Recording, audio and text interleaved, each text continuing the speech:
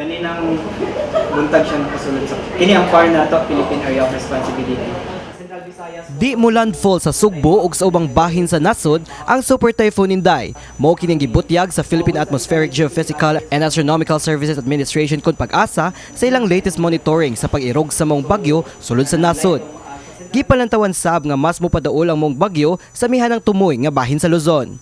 Not ni ini, makasinati ang Central Visayas ug kainit apan adunay isolated thunderstorms nga mugna sa habagat epekto sa Super Typhoon Inday. Mo kining gibutyag ni Pag-asa Visayas Weather Specialist Jomer Iclarino. And tomorrow, Thursday, so taas-taas ang chance makasinati tang uwan, ilabi na ang Friday o padong Saturday na may mga occasional heavy rains diri sa central part of Visayas. Gipalantawan hinuon ang posibilidad sa pag-ulan sugod Huwebes hangtod Sabado tungod sa pagkusog sa habagat. Sa pagsuwat ning balita, ang sentro sa mata sa bagyo gibanaban nga naa sa 1,270 kilometers sa sidakan sa amihanang Luzon. Adunay sab kini maximum sustained winds nga 195 km per hour ug paghuros nga moabot sa 240 km per hour. Matod sa Pag-asa Mactan, padayong makaapekto ang habagat sa Central Visayas nga magdala og light to moderate and occasional heavy rains nga adunay thunderstorms. Maong pasidaan sa Pag-asa ngadto sa mga lugar nga daling mabahaan ug maglandslide nga magandam.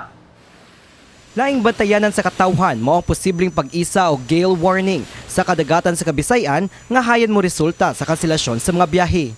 So, gale warning is kanang warning sa atong mga sasakyang pandagat, ilabi na ang mga gagmay kaayo na dili mulawig due to balod ang kadagatan.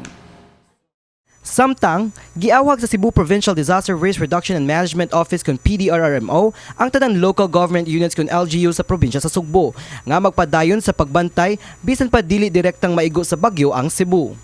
Matod kang PDRRMO Head Dennis Pastor, padayon ang ilang koordinasyon sa mga city ug municipal DRRMOs o sa pagmonitor sa mga weather advisories sa Pag-asa. Not a roll call every 8 and every 4 just for situation, and when it enter PAR, when the typhoon enters PAR, will be regular situation updates. Dugang pa ni Pastor, ang desisyon sa suspensyon sa klase magpabilin nga diskresyon sa tagsa-tagsa ka LGU depende sa kahimtang sa ilang lugar. Subay sa mga kabalaka nga nasinati sa mga Sugboanon, nunod sa mga social media posts kabahin sa danyo sa Super Typhoon Inday ngadto sa laing nasod, gipahinumduman sa Pag-asa ang publiko nga magpadayon sa pagmonitor sa mga advisory nga gikan silang official pages og LGU. Gawas sa maong bagyo, wala pa usab sila nabantayan nga bagong low pressure area. Apaning Hulyo, hayan na duna pay duha hangtod upat ka tropical cyclones nga posibleng mosulod sa PAR. Kini si Mark Ermas, alang sa My TV Cebu.